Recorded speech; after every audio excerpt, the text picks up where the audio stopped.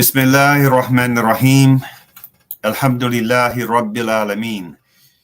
In the name of Allah, the Beneficent, the Merciful, all praise is due to Allah, the Lord of all the worlds. Assalamu alaikum, peace be unto you. We want to welcome our friends in South Africa, the United States, and around the world to this week's edition of A Conversation with El-Hajj Mauri Saalakhan. I'm pleased to be your host, coming to you once again through the Salam Media platform out of Johannesburg, South Africa. Salam Media is an online portal for humanitarian journalism. We don't just report the news, we advise you on what you can do about it.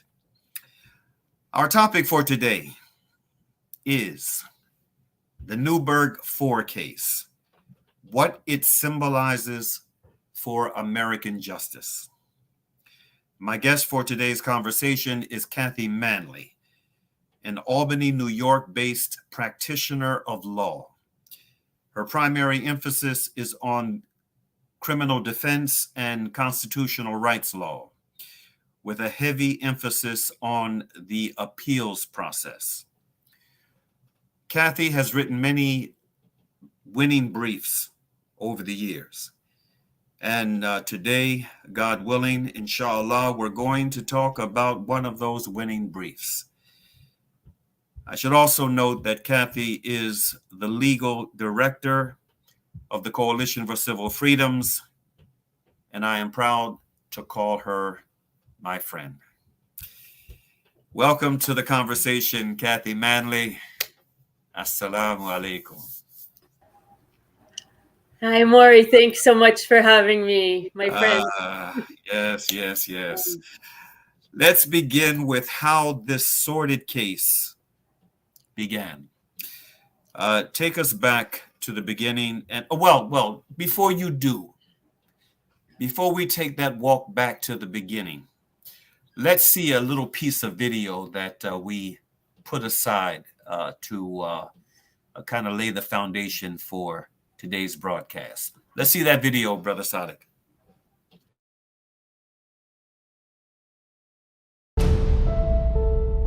Their plan is they're going to create 2 backpacks of bombs, and then they have 2 Stinger anti-aircraft missiles. Hussein was going to provide all the materials and the money, whatever they wanted. Automatically, I knew this whole thing was manufactured. This is a small city just soaking and drowning in poverty. Somebody offers you a large chunk of change, what do we got to do?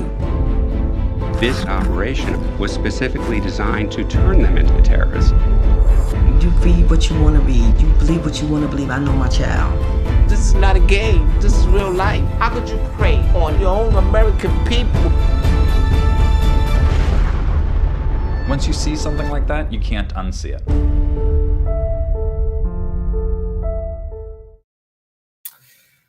Well, Kathy Manley, does that bring back memories or what? Wow. But it hurts every time. It feels good, but it hurts to see Alicia too, because she's the last voice there. Well, the woman. Yeah, may Allah. She's no longer with us, and she was the most steadfast advocate for her nephew, and inspired us all so much through all of this. And she made it until last year, and we really wanted David out before, well, she was still there, and that didn't happen, but hopefully she's up there smiling now at his release. Yeah. Okay, Kathy, take us back to the beginning and walk us through how this all began.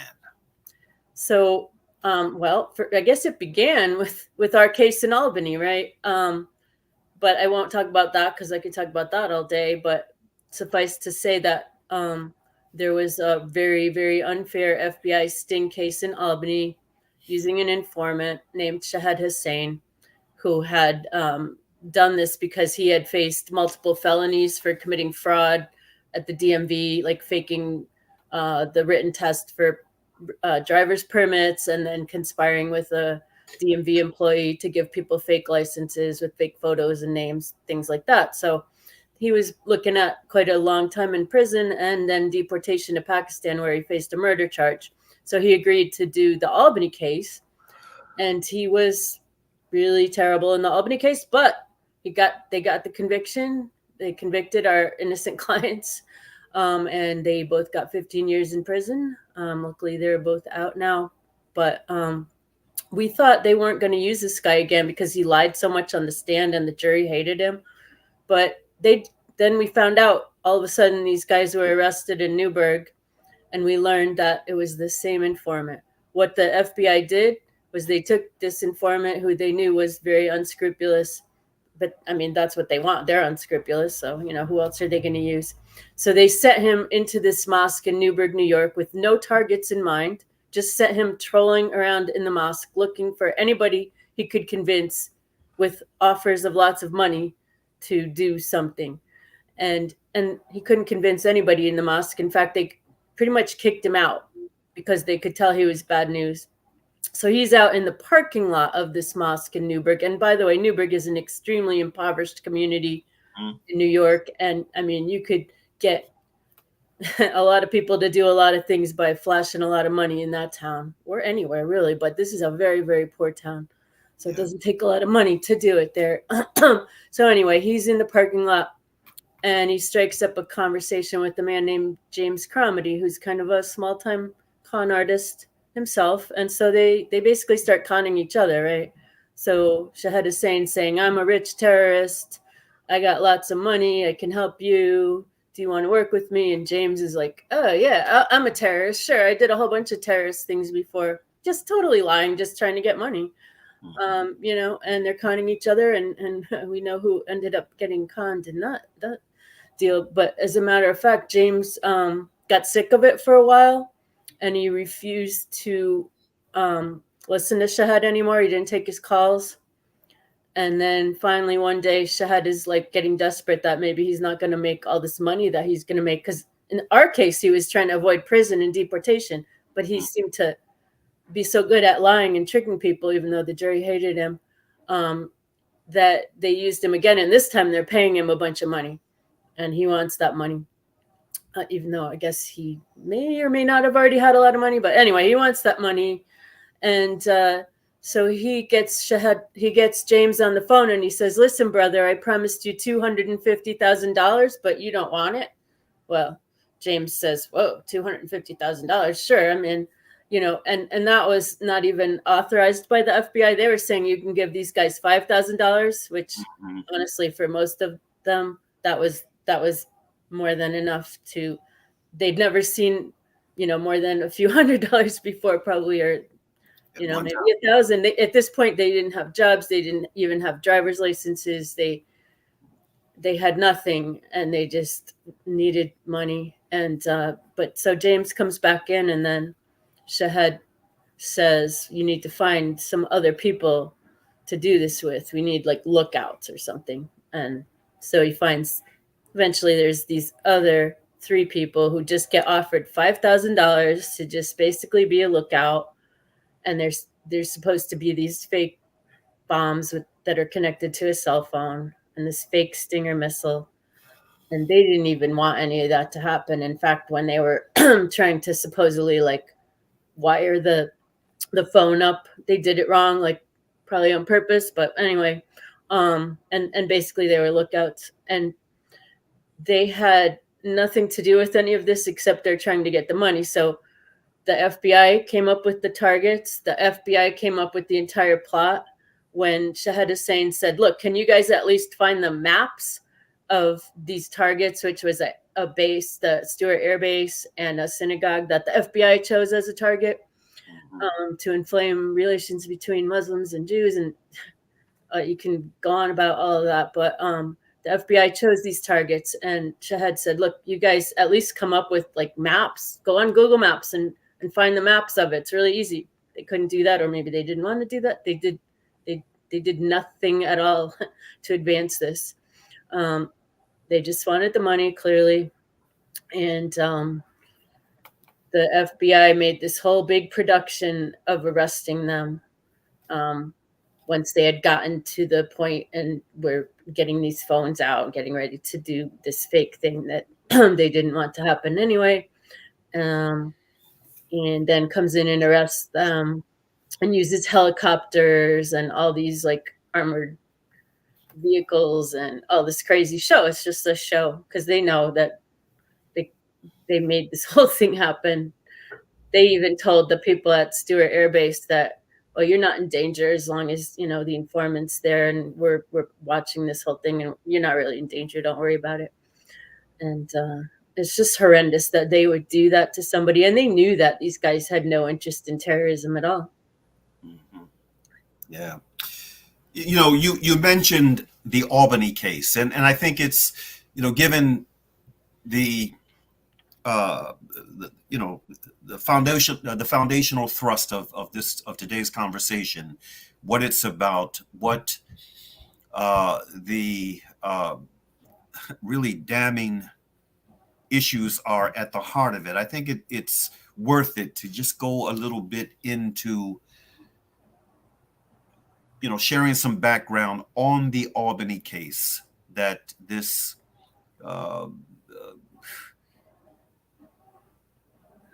this very unfortunate human being, this Pakistani national that, as you had stated, had gotten himself into criminal trouble, was involved in as well. Sure. Yeah. There's some information about that.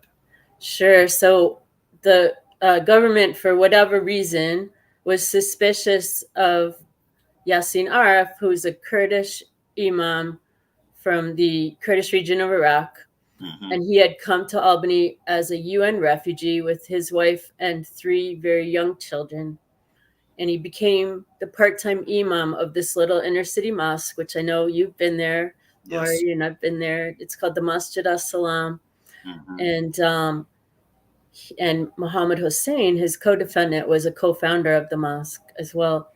And the FBI wanted to get Yassin for some reason. I think they might have thought he was somebody else who was later killed. I mean, that came out later. It's all a little bit murky, but they were suspicious of him. And all we know is that he's like one of the best people I've ever met. So he was definitely not doing anything bad. He was just trying to help people, being an imam and trying to learn English. He didn't know very much English at that point. Mm-hmm. But this informant wants to get to Yassin. But the way he does it is he approaches Muhammad, who was running a struggling pizzeria business, which it was having a hard time at that point, was running some rental properties in the inner city. He needed money to fix up the properties. So, you know, this informant figures this out. So he says, "Oh, brother Muhammad, I respect you so much. I really want you to teach me about the religion, and I really want to help my fellow Muslims, and I really want to help you out. So I want to give you this loan, and you don't even have to pay all of it back." And, you know, and Muhammad's like, "Great, you know, but we have to have somebody to witness the loan." Well, of course, you know, that's traditional. You're going to have somebody witness the loan. You're not going to charge interest. That's even in the Quran, I believe. And so Shahid Hussein says, "But we don't want any Pakistanis. We don't want any South Asians. We don't want any Arabs." Well, there's the imam. He's Kurdish. Oh, that would be great. Right. So he set it all up for Yassin to be the one that would be chosen. And, oh, he's really honest, says everybody. You know, Muhammad says he's super honest. He'd be a really good person. He's done this a lot. He's witnessed a lot of loans. So they choose Yassin just to witness this loan. And then they're getting together and talking. The initial loan is given. And then there's these other meetings where Muhammad is paying back part of the money, you know, a little bit at a time. So there's all these meetings that are recorded by Shahid Hussein. And in some of the meetings, Shahid Hussein starts talking about this group called Jaish-e-Muhammad and how he works with them. And now Muhammad's never heard of this group. He thinks it's a musical group. He says it's Qawwali. And Yassin says, "Oh, I heard about it, but, you know, I don't know anything about them. I can't support them. If you want to help people, help Muslims, help the widows and orphans in the mountains, people that need, you know, food and clothing and shelter, that's what you should do with your money. I can't get involved in anything with this group." So, and then also when Shahid Hussein's saying some weird things, which Yassin doesn't even really understand about, maybe this loan is somehow not legal, Yassin says, "Well, yeah, it's legal. And I would never do anything illegal. I came here and I promised to obey the law in here. And Muslims have to fulfill their promises. And there's no way I'm going to do anything illegal. And this isn't illegal, anyway. So he didn't understand most of the stuff that was said, and there wasn't even that much said but so actually when it came to trial, the jury acquitted Yassin. They convicted Muhammad, who was entrapped, who the government knew was not connected to terrorism at all. They weren't even suspicious of him. They just used him to get to Yassin. So he's sort of like the collateral damage of the case. Yeah. And they convicted him of everything, but they acquitted Yassin of most everything because he never said anything showing he even understood anything illegal was going on. Muhammad wanted the money. He was entrapped, but Yassin just was completely innocent and never even understood there was a crime going on. And then at the end, they were afraid to acquit him entirely because there was a lot of classified evidence that we've never to this day gotten to see. But we know Yassin, we know his whole family, we know his whole background, we know he wasn't doing anything bad. So whatever it was probably saying he's this other guy who got killed or something that they misinterpreted. Anyway, but because the judge saw this classified evidence, the judge told the jury that the government had good and valid reasons for targeting Yassin. And so the jury's going through all this evidence in the sting, and there isn't any, basically, but they're afraid to acquit him. So they convict him based on the last conversation where there was no new information given to him. They're just afraid to acquit him. So they both get convicted, Yassin of a lot less counts, but they both get sentenced to 15 years. And it would have been 30 years if the judge didn't go below the sentencing guidelines because the terrorism enhancement made it 30 years to life. But they got 15 years and they're out now. And then the government sends Shahad down into this mosque in NEWBURGH and gets these guys for 25 years. Mm-hmm. Yeah. He was a busy agent provocateur for the FBI. Exactly. Agent provocateur. Yeah. Who just wanted to make a case. They wanted their own cases up in, upstate New York. Take us back. Let's get back to the NEWBURGH 4. I remember the trial. I remember it like it was yesterday. And I remember how sympathetic Judge McMahon, McMahon, how sympathetic she came across as being when she had to impose that 25-year sentence. How often is it? How often is the power of discretion removed from judges in cases like this? Well, in a lot of federal cases, there are mandatory minimum sentences. In these so-called terrorism cases, which we deal with in the Coalition for Civil Freedoms, which I would say are fake terrorism cases, they're not real terrorism cases. You don't have a lot. It depends on the case. There's a number of them that have the mandatory minimum sentences, but very often they don't have mandatory minimum sentences. But this one did. Because of the way the FBI created the plot, they made sure that it would have a mandatory minimum sentence, probably because they knew that otherwise the judge would give them a much lower sentence because the judge, because they knew how ridiculous this case was. Mm-hmm. And really, these guys should have gotten acquitted, but there is no entrapment defense legally. And I can talk about that, it's maybe in a few minutes, but basically, the judge saw that this was very unfair right from the beginning, and she even called it the unterrorism case publicly. I mean, imagine a judge doing that. Right. Yes. So we were hopeful that they would be acquitted. We met with the lawyers. I attended a little bit of the trial. You may have attended more of it than I did. We saw the jury. It was not an all-white jury. It was in Manhattan. We were hopeful that they would see through this. But the problem was, I guess this is where I get to the entrapment defense.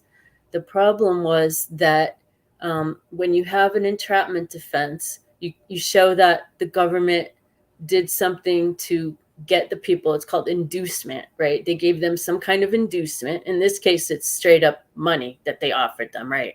$5,000, $250,000, all sorts of other things that get buying them businesses, cars, all these things that were offered to them. So that's like entrapment. But then to defeat the entrapment defense, the government has to show that the targets were, quote, predisposed to do this. So in other words, if they had been like with drug dealers, if they have been selling drugs before this, before an informant came and said they wanted to buy drugs for them, right? That happens all the time. They can show, well, they're predisposed because, they had like 6 prior drug sale convictions. They had been doing this for a long time, whatever the case may be. So they have to show some kind of predisposition. It could even be statements that they made, before the informant came into their life saying they wanted to blow something up, but they hadn't gotten around to it yet. I don't know, whatever. There has to be predisposition. But in this case, there was absolutely no real predisposition. But the law since 9/11 has evolved in the entrapment defense to show that if you offer them $250,000 and then they appear interested in the plot, that shows they were predisposed. How's that logic? Mm-hmm. That's the law. That's what the jury was told here. Mm-hmm. So they didn't acquit them. They convicted them. Yes.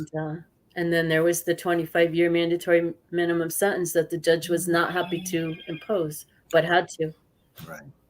Now, we are having this conversation today because something really, really good happened. There was a positive breakthrough in a sordid, otherwise sordid case that gives us some reason for optimism. Talk about this compassionate release victory that we are now enjoying in this case, and I want to extend a hearty congratulations to you for shepherding this. Well, thank you. And I had 2 other lawyers working with me. We wanted to do this. Well, we wanted to do this from day one, but there was no mechanism for a compassionate release motion until 2019, when the First Step Act was passed, and it went into effect in 2019. And that allowed for the defense to file, or defendant themselves to file a motion for compassionate release to the judge directly. You used to have to just file an application with the Bureau of Prisons, and they just always denied them, and there was no way to get to the judge. Mm-hmm. So in the First Step Act, Congress said, no, you can go directly to the judge. You have to ask the warden first, but that's just a formality. They're going to deny it. And then you can go to the judge 30 days later. So we wanted to do this for the NEWBURGH case. But then before we were able to do that, and at first we didn't quite realize, you think compassionate release motions mean they have to have a terminal disease or some kind of medical condition, right? That's traditionally what compassionate release means. But the law actually says compassionate release can be granted for any extraordinary and compelling reason. And by the time we realized that, guess what happened? It was the pandemic, right? 2020.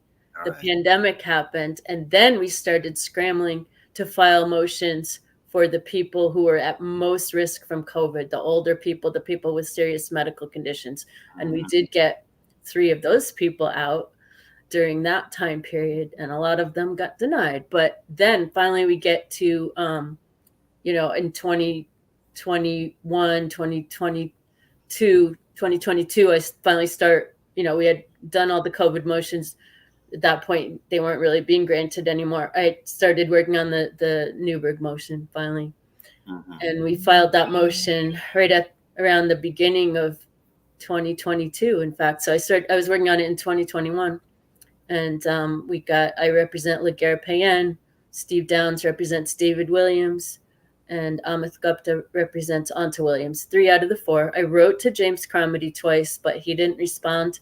I think now that we won, I think his original lawyer has been appointed to represent him on this, and hopefully he'll benefit from this as well. But we filed that motion, I think December of 2021. I filed, and maybe Amit filed in January of 2022, and Steve in between there. So the motions were pending for 18 months before they got decided. It had been fully briefed, meaning we did our motions.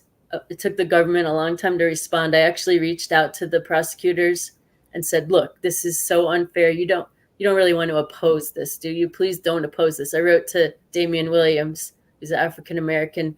He is the head of the office as the U.S. attorney for the Southern District of New York. He has somebody, I think it was his father, who was maybe wrongfully prosecuted or prosecuted. And I thought maybe he'll understand this. No response to my letter. I talked to the prosecutors on this case. We talked a little bit, but he got the word from the higher ups that, he does have to oppose this. So finally he did his response and opposed it. Then we did replies, and the replies were filed a year ago. So then we're just waiting for a decision for the last year. And at first I was really hopeful.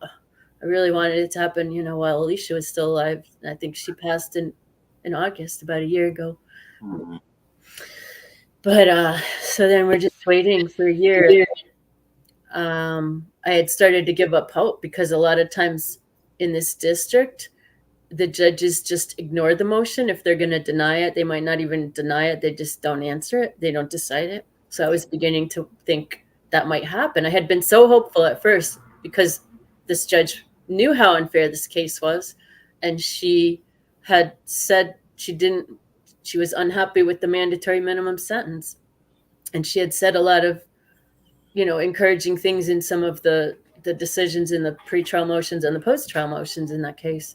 Yes, and these motions came back before the same judge, right? Right. Same That's the thing with compassionate release motions also is you go back to the original sentencing judge if they're still there. Mm-hmm. So if there's a judge who really couldn't stand the defendant, then it kind of doesn't work to file a compassionate release motion if that judge is still there. Right. The judges have a lot of discretion on these. But this judge, I thought, perfect. She'll grant it right away. Well, she didn't grant it right away. We had to wait a year and a half. But boy, when she did grant it, I just got this email that Thursday, July 27th, and I was almost afraid to open it at first. I was like, and then I saw it said granted, and I just started screaming and crying, and it was so amazing because I had started to give up hope, and it was such a great decision, a 28-page decision where she really carefully laid out the facts of the case and in the law and why she was doing this. I think it's a very strong decision legally, and it's also a good decision to show how horrible the FBI was here. She said one of the things they have to do is find the extraordinary and compelling reason. And she said the extraordinary and compelling reason this sentence was way too long, given the unfairness of the case, that these guys were, they didn't have anything to do with this except they wanted the money and they agreed to do it, which was unfortunate. But it was, she said the sentence was really unfair. That was the main extraordinary and compelling reason. But then they also have to look at these other sentencing factors in the law and make sure that they support the release. Mm-hmm. And she said one of those is to promote respect for the law.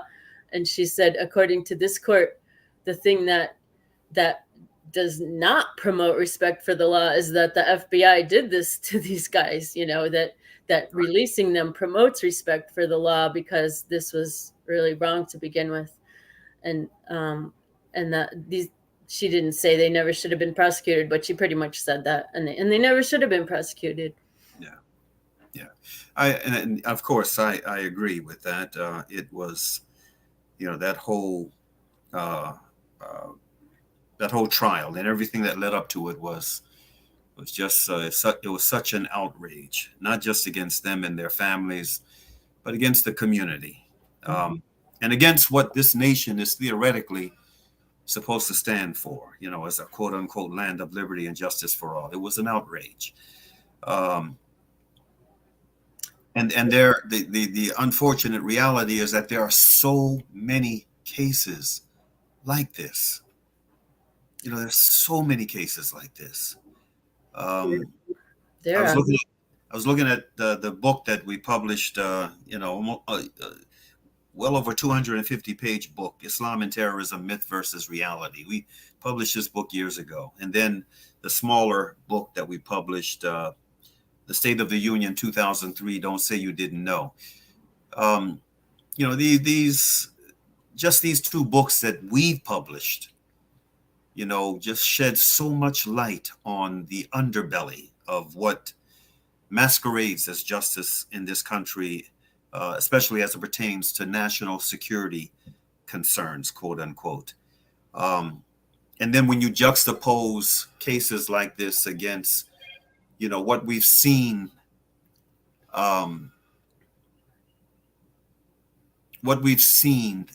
coming from the federal courts, vis-a-vis, what happened on January 6, 2021, and the fact that in at least one of those cases, it may have been more than one, but at least one of those cases, they used that seldom used construction subhanallah, seditious conspiracy. Oh, right. In like the Proud Boys and the Oath Keepers trials. Leaders, yeah. Yeah, and I know my friend and client was the last person convicted of seditious conspiracy, is Muhammad Salah in Southern District of New York in 1996 or so. And he was innocent, and it was another sting case. These weren't sting cases, but anyway, yeah. And what was the sentence Muhammad Salah got? Oh my gosh, 35 years. 35 years. There was another individual that defendant who is now deceased. May Allah have mercy on his soul and be pleased with him and the good work that he did. Despite that aura that was created around him, the blind Sheikh Omar Abdul Rahman, he was charged with seditious conspiracy and was given a life sentence. And he died in prison a few years ago. So, I'm looking at these sentences that have thus far come out of January 6th, and the worst sentence, or the heaviest sentence that anyone has yet received for something that wasn't a manufactured conspiracy, but something that actually occurred. There was destruction of property. There was loss of life. There was an assault on one of the most important symbols of America's political democracy, the U.S. Capitol. I mean, that was a material conspiracy that took place. And the worst sentence that anyone has received to date has been 18 years. 18 years, yeah, I think Stuart Rhodes. Yeah. And so that really speaks loudly about the disparities of so-called justice in America, especially when it comes to issues of this nature. Does anyone have any idea where Shahid Hussein is these days? I believe in Pakistan, either Islamabad or Lahore, or maybe he travels around. His brother Malik Riaz is one of the richest people in Pakistan, and has been part of the kind of destabilizing the government.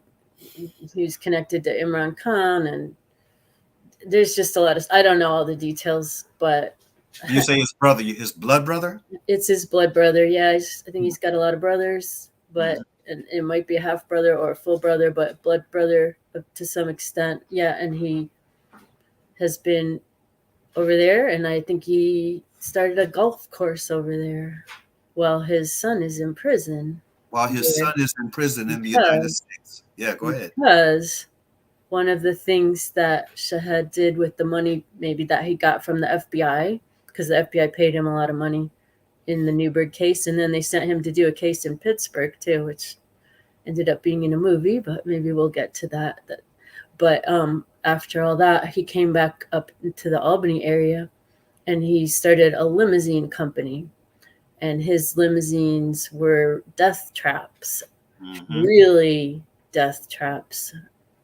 And in September of 2018, one of the limousines that had 18 passengers, newly married young people, many from the same family, went hurtling down a hill and crashed into an embankment after running over 2 pedestrians and killing them.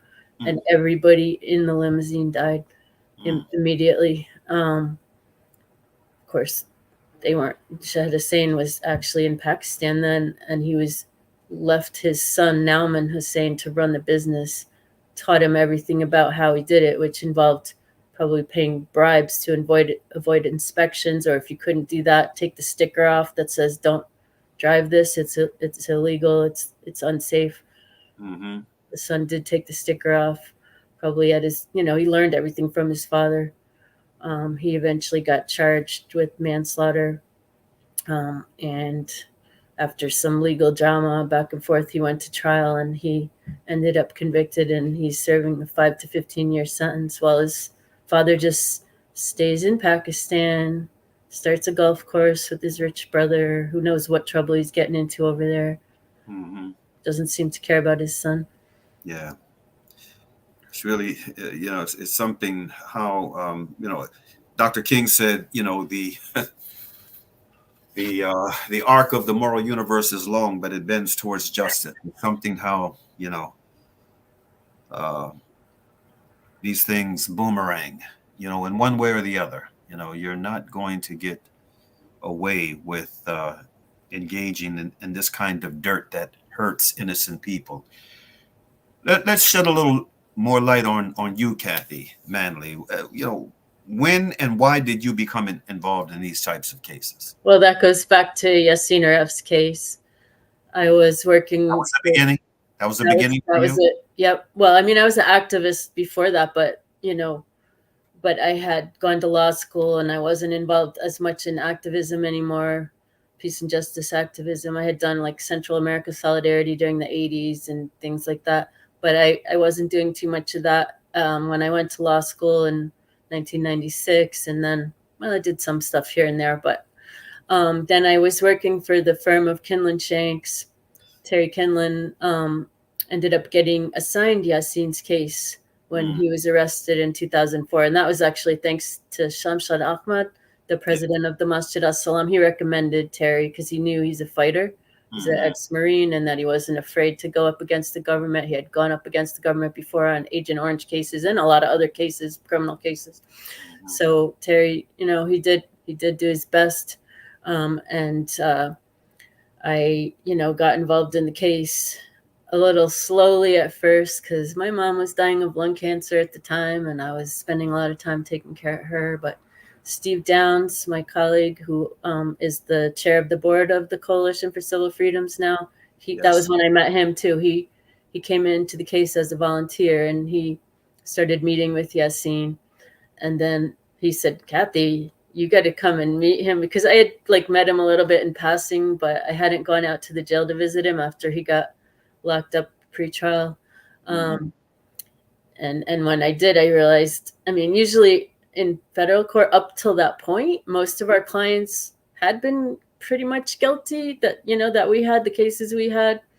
And a lot of the stuff they told you might not be true, and you could, show that. But here was Yassine, who was telling us everything that was completely true. And when, we checked it with the facts that were alleged, we realized he's completely innocent. He has a really good explanation for how, he doesn't know why he was arrested, because at first he had no idea what was going on because he didn't do anything wrong. But anyway, he's telling us a lot about himself and his background, and this guy Shahad Hussein, and how he didn't really listen to him because he didn't make any sense and he didn't understand what he was saying. Anyway, we realized Yassine's completely innocent, and about the most honest person we've ever met, and one of the best people we've ever met. So we became good friends, and we fought really hard for him. And then we lost. We lost because of the classified evidence, because the judge's mind was polluted by it, and he told the jury, and then the jury's mind was polluted by it. And we couldn't do anything about it. And on appeal, the appeal judges' minds were polluted by that same classified evidence that we've still never seen. It was given to them. There was even 2 classified arguments where everybody was kicked out of the room. One was the local prosecutor, and then he was kicked out. And these counter-terrorist people from DOJ came in, and they spoke to the judges. How are we going to win in a situation like that? Yeah. We couldn't go to the Supreme Court, didn't take the case. That was basically the end of it. So we we started looking at other cases. At first I thought, well, maybe this was an outlier and there aren't other cases like that, and we can show that Yasin's innocent by showing that all these other cases are real and his isn't. Well, I found out that, you know, most of the other cases are fake too, in different various ways. Sting operations, unfair material support charges, unfair conspiracy charges. So then we just kind of, our eyes were open to this. Yeah.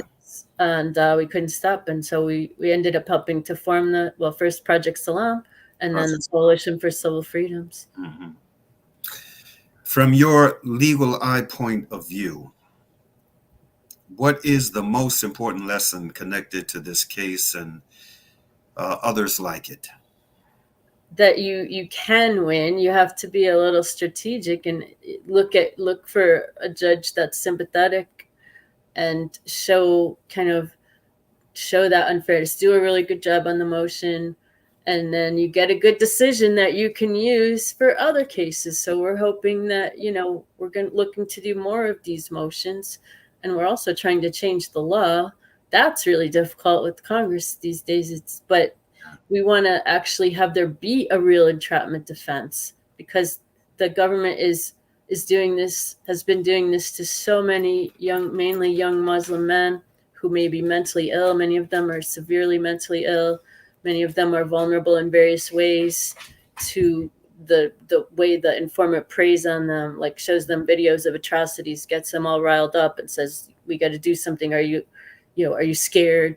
Be a man. Like, just all the techniques that the government uses, rather than, you know, we have in Albany here, we have these like anti-violence programs, this group called SNUG, and it's mainly people who are former gang members. Maybe they've been in prison and they come out and they kind of go around and talk to the youth, and especially ones that maybe their friend just got killed and maybe they're in a gang, and they go talk to that kid and they say, look, and they try to like convince them to break this vicious cycle and give them services and give them a way out of this kind of cycle of violence, right? But what the FBI model is like going to that kid and giving them a gun and saying it has a bullet in it and telling them where the person who killed their friend is and telling them to go shoot them, right? But it has blanks. Yeah. And then they arrest them and lock them up for life. So which model is better? Yeah. Before I let you go, what are your thoughts on what's been going on this past year, since the beginning of this year, in the case of our sister, my sister in Islam, Dr. Afia Siddiqui? Well, I think it's really great that Clive Stafford Smith is now representing her. And I don't know all the ins and outs of it, but I did just watch the interview with him that you sent me, the Thinking Muslim interview. Right. And I was really impressed with him. I had met him. I had reached out to him on another case I had, and had like a Zoom meeting with him, and I was impressed with him then. So then when I heard that he was going to go visit Sister Afia, Dr. Afia, I was glad, and I was hoping he would get involved. But because it's really a difficult case, as you know. Yes. There's so many obstacles, and he seems really in a good position to be able to navigate those obstacles. He has so much experience with these kinds of things, and so much experience with Pakistan, with Guantanamo cases, with people who've been traumatized. You know, he's kind of the perfect person to come in. So I'm really glad he's there, and I hope that he managed to get Fawzia, her sister, Dr. Fawzia, a visa, which we couldn't do. He said, oh, you can bully these countries in that interview. And I thought, how? But anyway, I feel like I could learn a lot from him. Anyway, I'm really glad he's involved. Yeah, alhamdulillah. Okay, well, any final thought you'd like to share on this topic that we've been engaged in? Just that I'm so glad that David and Anta and Laguerre, hopefully we have to deal with ICE for like deportation. Anyway, I'm hoping that he'll get out too, but that they're going to be released. And it just gives me hope to keep fighting. You know, you need the occasional victory to keep going sometimes. And it gives us leverage to try to get more people out, but it also gives us hope and inspiration that, you know, sometimes we can win. Sometimes we can win something, and then we just keep trying. Absolutely. Well, I want to thank you. I want to thank you, Kathy Manley, for being the type of lawyer that you are, being the person that you are. You know, I'm someone, I've become a bit jaded when it comes to the law and how it is practiced in America. I don't have a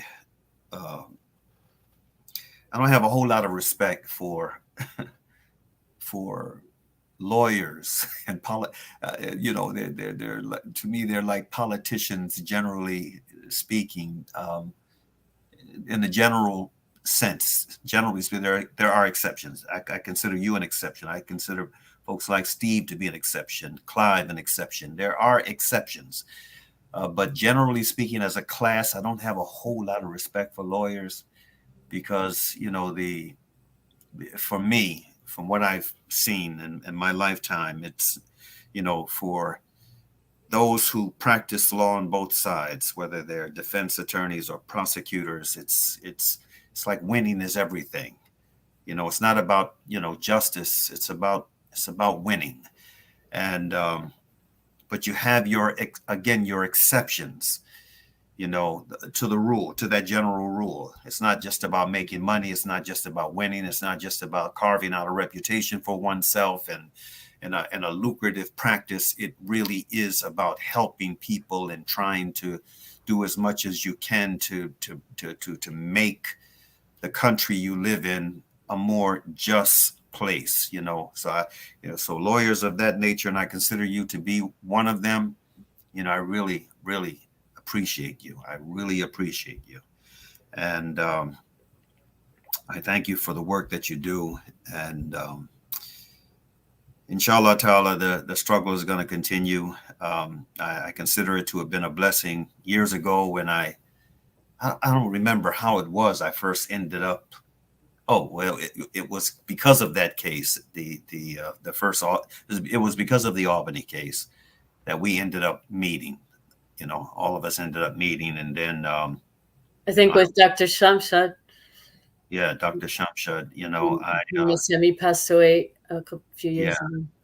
That he was, you know, he was the link for us, and then all of the activity that took place up in upstate New York around that case, and then later with the NEWBURGH 4 case, and then also with Dr. Samuel Arian when he was still going through what he was going through, and then his you know, his conceiving the idea of the National Coalition to Protect Civil Freedoms, which later became the Coalition for Civil Freedoms, and looking for good folk and you know, to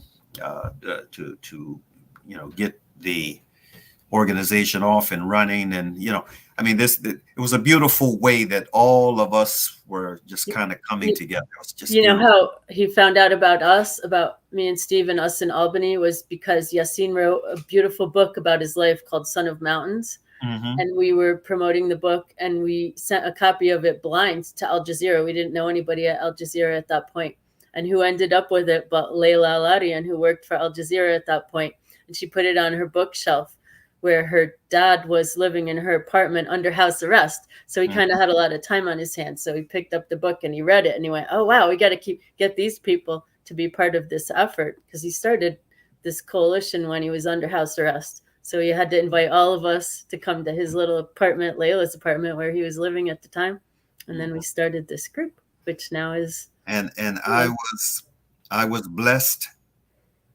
I was blessed. I remember very distinctly having that meeting with Dr.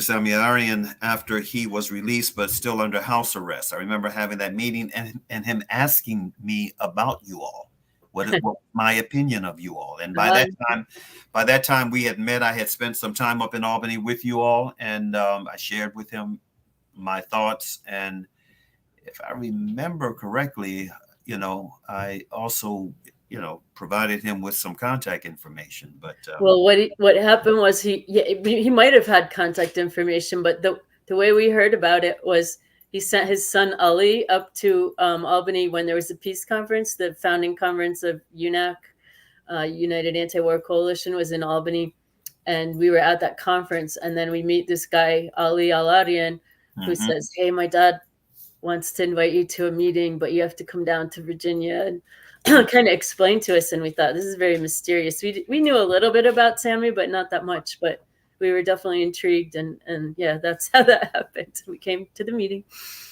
It's something how things come together. Yeah. But okay, I want to thank you. May Allah bless the rest of your day and the work that you're doing, and the work that we're doing within the Coalition for Civil Freedoms. I consider this organization to be one of the most important grassroots coalition organizations in America. Not as big as some of the others, don't have as many resources as many of the others, but you know what we're lacking in monetary resources. Oh my goodness, we more than make up for it in terms of expertise of persons like yourself and a whole bunch of other good folk that are a part of this coalition, and I'm blessed and honored to be a part of it as well. We're honored to have you as well. Thank you for all the work you've done for so long. Okay, what we're going to do now is I'm going to conclude today's broadcast with a message to my brothers and sisters, and particularly my leading brothers and sisters, primarily brothers, in the organization known as the Islamic Society of North America. They're about to mark their 60th anniversary on Labor Day weekend. So I wrote something that I shared on my Facebook page. I don't know if I shared it in any other area of social media, but I intend to. I wrote an appeal to them, actually entitled "A Challenge and an Opportunity" for the Islamic Society of North America, ISNA. I just want to share the context of this, or the contents, I should say, of this message, and then just close out with maybe one or two more very brief points. I wrote, for many years now, national Muslim organizations across the board, and Kathy, I'm sure you're well aware of this, have largely ignored the plight of our Muslim political prisoners, including Imam Jamil Abdullah Al-Amin, who prior to his political imprisonment would often be the keynote speaker at many of these national events.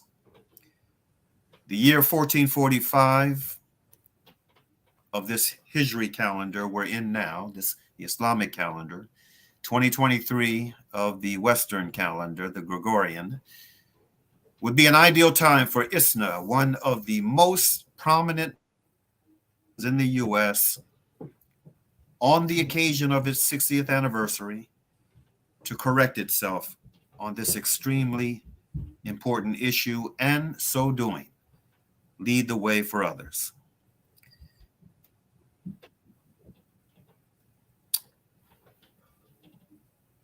Invite the sister of Dr. Afia Siddiqui, Dr. Fawzia Siddiqui, and Afia's attorney, Clive Stafford Smith, shown in the attached video, the video that we attached to this message, to address a special session at this year's convention. To do so would be of great benefit, inshallah. I truly believe we are at a breakthrough moment in this long, challenging campaign for Afia's freedom. Take advantage of this moment, ISNA. The time is always right to do right. And then I signed off. Now, what I would like to end with is simply this.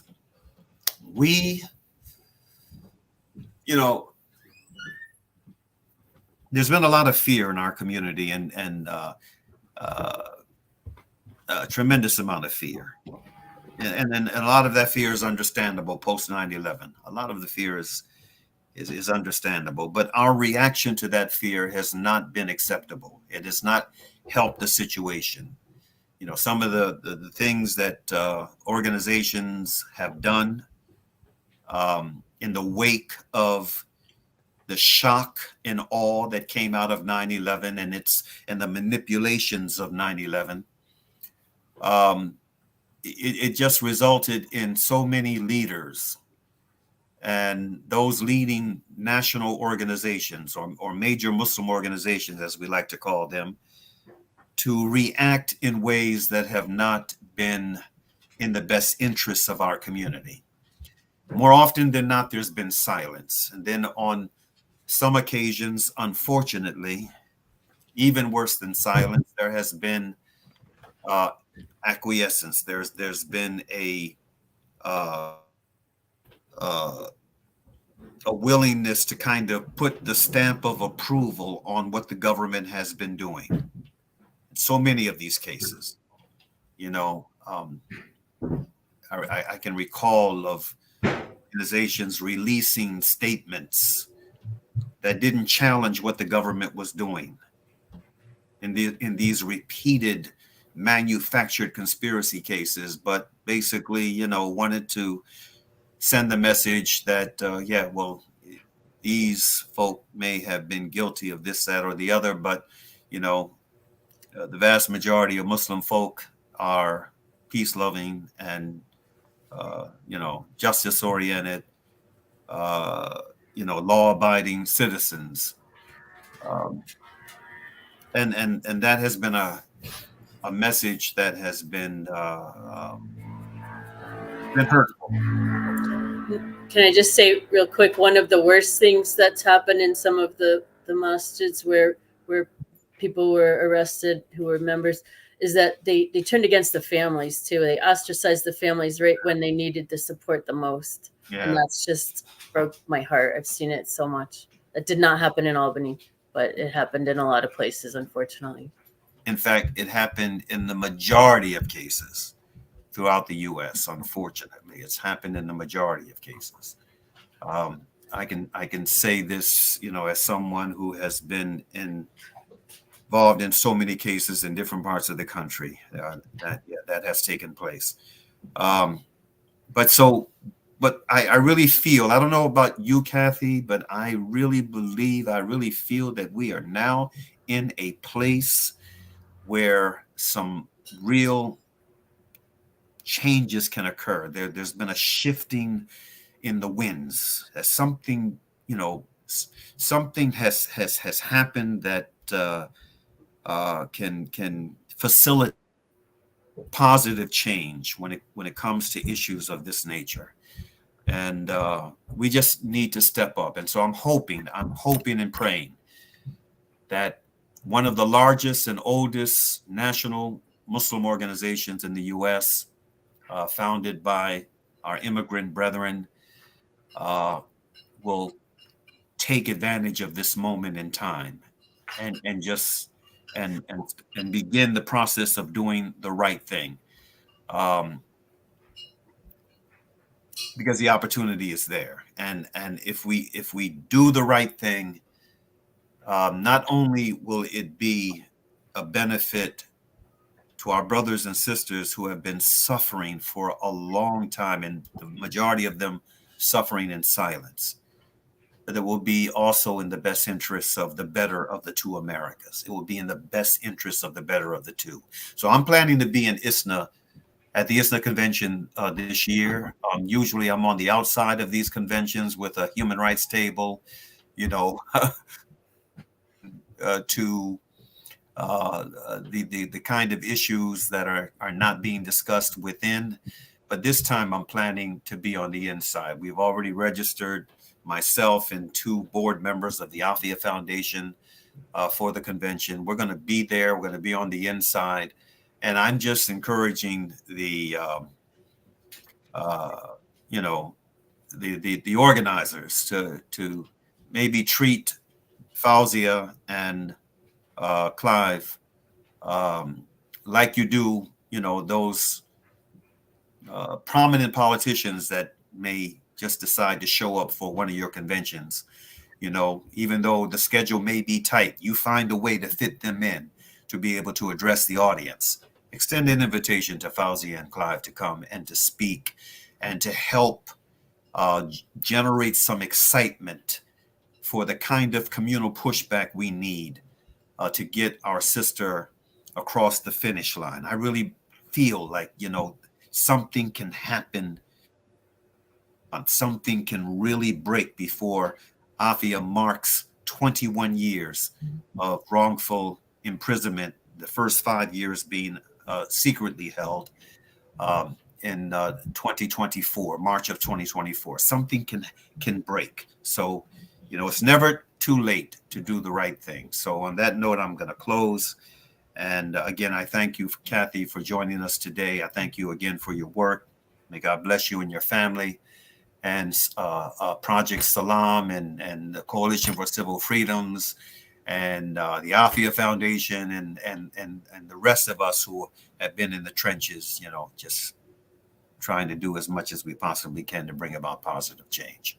Well, thank you, Mauri, for having me. And I hope you're right that the winds are changing and that we'll see some progress in Afia's case and others. Ameen. I'm going to close out now as I normally do with Asr. Bismillahir Rahmanir Rahim. Wal Asr innal insana lafi khusr. Illa alladhina amanu wa amalu salihati wa tawasaw bil haqq wa tawasaw bis sabr. Which means, in translation of the meaning, in the name of Allah, in the name of God, most compassionate, most merciful, by the token of time through the ages, surely humanity is in loss, except those who believe and do good, and exhort one another to truth, and exhort one another to patiently persevere. Peace be unto you. Assalamu alaikum.